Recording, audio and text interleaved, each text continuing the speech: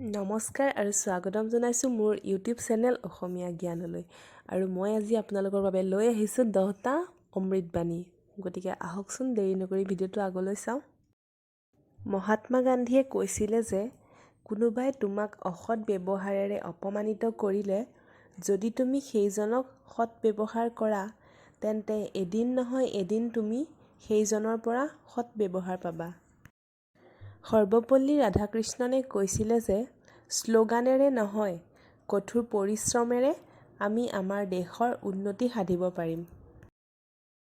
জৱাহৰলাল নেহৰুৱে কৈছিলে যে ভুলে কেতিয়াবা গৌৰৱোজ্জ্বল ভৱিষ্যতক বিনাশ কৰে। স্বামী বিবেকানন্দই কৈছিলে যে অসৎ কল্পনা অসৎ কৰ্মৰ দৰে বেয়া, অৰ্থাৎ অসৎ চিন্তাই পাপ, সংযত বাসনাই আমাক উচ্চ স্তৰলৈ নিয়ে।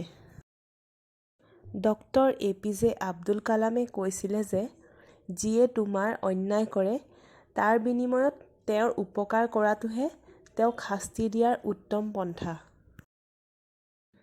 নেতাজী সুভাষ চন্দ্ৰ বসুৱে কৈছিলে যে শিক্ষক এডাল মমবাতিৰ দৰে যি নিজে গলি আনক পোহৰ দিয়ে।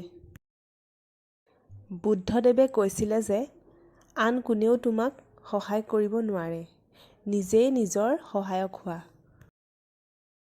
হজৰত মহম্মদে কৈছিলে যে জুয়ে শুকান খৰি পুৰি ছাই কৰাৰ দৰে ঈৰ্ষাই সকলো ভাল কাম নষ্ট কৰি পেলায়। লিঅ'নাৰ্ডো দা ভিঞ্চিয়ে কৈছিলে যে কোনো বস্তুৰ প্ৰতি মোহগ্ৰস্ত হ'ব নালাগে, হ'লে সৰ্বনাশ হয়। লিও টলষ্টয়ে কৈছিলে যে দৰিদ্ৰৰ নিম্নতম স্তৰতে সুখ বিৰাজ কৰে। সকলোকে ধন্যবাদ জনাইছোঁ ভিডিঅ'টো শেষলৈকে চোৱাৰ বাবে। আৰু ভিডিঅ'টো চাই কেনেকুৱা পালে জনাবলৈ নাপাহৰিব।